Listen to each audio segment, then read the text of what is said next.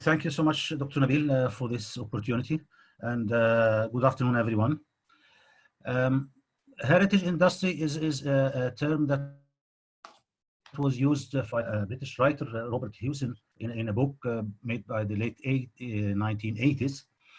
Uh, Actually, that was like a negative view of him criticizing the conservation movement in Britain at the time, as suggesting that the heritage of what is called the English heritage at the time is a structure imposed from above to capture the middle class nostalgia in order to cover up for the climate of decline, as he describes the situation in Britain. And I think the notion of heritage and whose heritage, and is it for the elite, or is it for a certain section of people, or is it nostalgia, or is it a real need for everyone? I think it was already touched upon by many of the speakers today, and I think this is very important thing to have in mind while talking about heritage. I will be sharing some experiences in this field, mainly in Alexandria. And just to have a very quick view of what is Alexandria, for those who doesn't know what exactly is Alexandria. Alexandria is the second capital of Egypt, and we call the important city that started by the Greek, Alexander the Great, and has gone through the Roman era, through the Arab era, Mamluki and Ayyubi, and then the Turkish Ottoman period, and the European city in the 19th century, and early 20th century, different styles of eclectic and modern architecture. And while now we have this different scenes of architecture. So it is a city with a different categories, different layers, as you mentioned, Dr. Nabil, of heritage, starting from the archaeological one, the Greco-Roman one, going through the more livable one, the Turkish and Ottoman, where you can find residential houses till now, and going through the European 20th century and modern heritage. And the first experience I'm going to share is the one done by or initiated by a group of these activists and NGOs. And I think this experience, Dr. Tahir was part of this one, if I remember. And that was by creating an inventory or a list of the what was called the heritage building of Alexandria. And that was done by a collective effort from different disciplines, architects, archaeologists, engineers, and from different universities and faculties in the city, including senior members of the university, youth, students, postgraduate students. And actually it was a very good exercise. The target of this exercise was having an inventory of whatever is under the label heritage in Alexandria, be it building, be it conservation areas, be it conservation streets, being archaeological sites, or even artworks in squares and things like that. So the city was divided into three main sections for three teams, and every team had his mission to survey with the form like the one you see on the screen. And these forms were filled up by photos, by maps, by details and data about every building that is to be considered heritage. And we had the criteria of, for example, what heritage building is, like if it had a special architectural style, or it was associated with a historic event or historic figure, or it is for some reason of importance in the tourism of this, as a tourist in the city. And having done this, we have produced, as you see, a group of maps with a GIS system, having all the data, spatial data and statistic data about every building that was listed. And we had a group of recommendations of what to be done and what not to be done with every building. Also, we had some categories that this list was made of: national importance, city importance, local importance, and each level of these had its own regulations. We had like 1,135 building in the city, and we reduced that list where every building, the name of the building, serial number, the owner, the importance of this building, and in a map that was associated with this table. Like you can see, the whole city was made into maps, and each map had it a number. For each number, you have these buildings with the code, the legend. Is it national level, city level, or local level? Each building with a number. And we had also the what you call the conservation areas, also numbered and classified. Conservation streets. And for many of the buildings, we managed to have this plat put on, saying the name of the building, the architectural style, and the registration number in the inventory. That was made on 2007, and actually it was officially issued by a decree from the Prime Minister at the time, and was considered as a law. So that was the let's say, the bright side. But what was the actual thing that happened? Unfortunately, as you can see, before and after, on the right, before, and then after the building disappeared, before and after. Unfortunately, we had many, in fact, almost 30–40% of this list is now not anymore. This happened either in legal terms, or unfortunately, sometimes it happened through procedures. The owner would go to the court and raise a case that this building is not of any significance, and somehow he gets court order that this building should be not on the heritage list of Alexandria, and then therefore he can do whatever he wants to do. The question is, what went wrong? Why this happening? Why are they doing this? I think the answer, the direct answer for this is probably in the whole picture, in the management of this.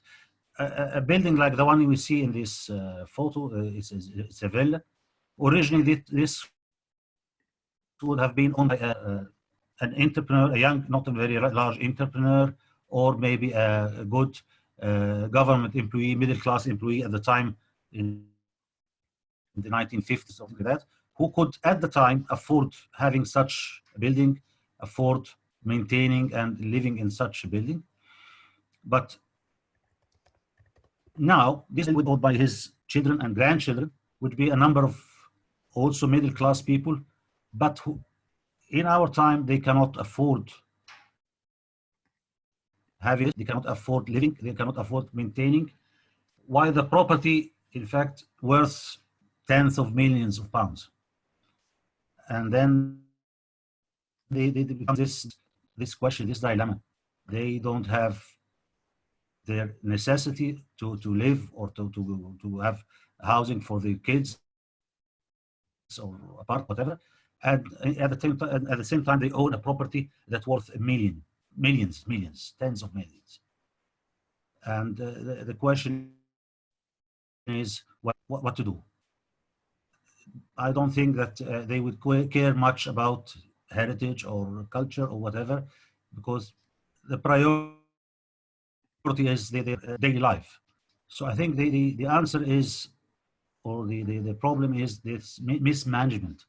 The title should be managing heritage, not conserving heritage. It is a complex of issues, not only the culture of the nostalgic one, but also it should go socio-economic one. We must have a system to manage this, to benefit from this, to have sort of economic management for this, is to be benefit of the owner, for the community, and to have a win-win-win-win situation. We cannot ask people just to keep it like this because this is heritage, and about you and what you need or what you want to do. The system has to be a total. There must be a system of incentives for the owners, maybe some revert, or a system to manage this property, to make benefit of this property, because at the end, as you say, money talks.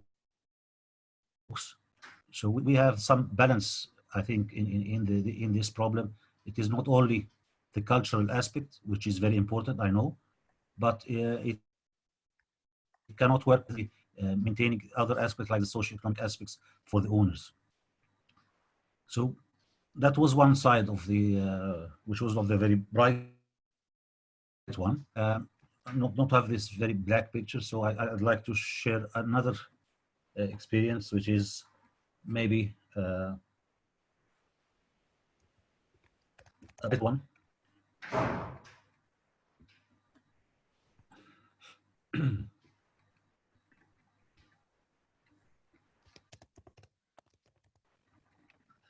This was done by the government. Dr. Mohammed, you need to unshare this screen and reshare the new one, please. Is it okay? Okay. Now, is it now okay? Yes. You have the new one? Okay. Yeah. Okay, this was done by the government, and which says when there's political will and the other things happen. This is the Sayyid Darwish Theater in Alexandria, 1920 something theater, opera house that was in Alexandria, originally Theater Muhammad Ali Theater, and you can see the condition. It was very dilapidated, very deteriorating, and was not actually in action. And we were asked to have a rehabilitation project to revive this theater, to work a modern theater, modern drama theater. So I will go quickly through pictures to show you how it was and how it is now. I mean, this is after. You can see the external elevation that was renovated, the interior, and the new AC, central AC, very, very efficient one that was introduced to the building. And this is the before and after, and the AC system that was introduced.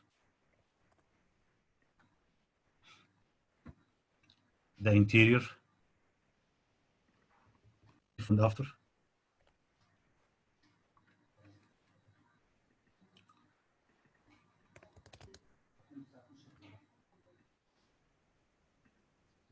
Also here before and after. So in this example, there was the political will, there was the finance was secured, and things can happen. And if anyone from Alexandria have been, he must have been there, and I think you can see that it is now working as a very efficient drama theater that works, I think, in a good shape, and in the same time keeps a lot of its culture, historic integrity, and it's as a heritage building. So when there is political will and when there is the finance is secure, then things can happen. I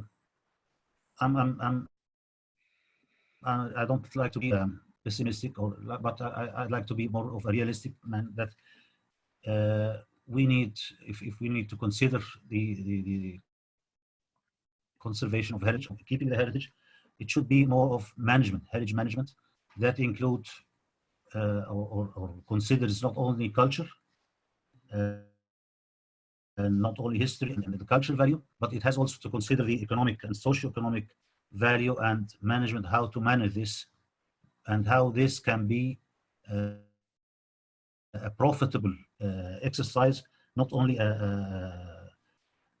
money consuming or time consuming exercise. It has to be of profit, not only cultural, but also of the economic side, so it can really work. That was a different thing, since we are talking about youth. And I'd like to share with you an experience that you know, Dr. Nabil and Dr. Tal, that was done by university. Last year there was a competition.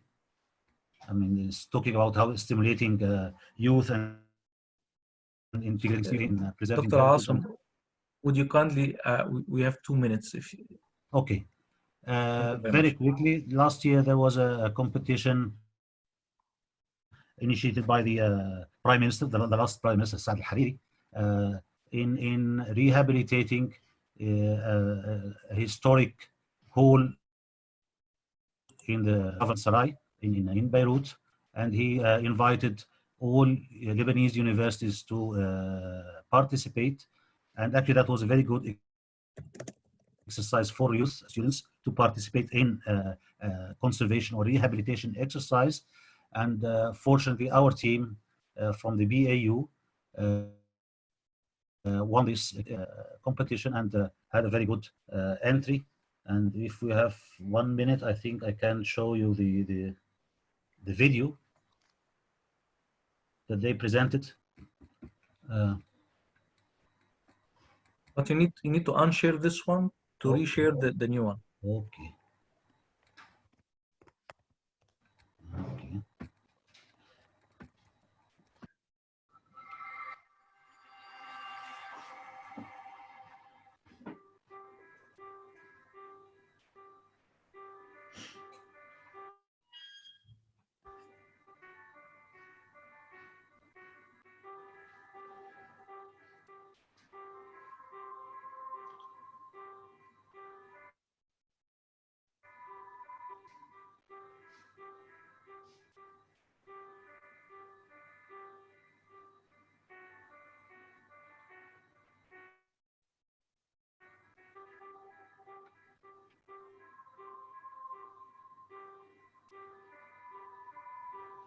Okay, so I think competitions can be very good media for students to get interested. I mean, we've seen through this competition the entries by the different universities that a lot of interest was within students into dealing with this heritage whole and how to have new ideas in dealing with this.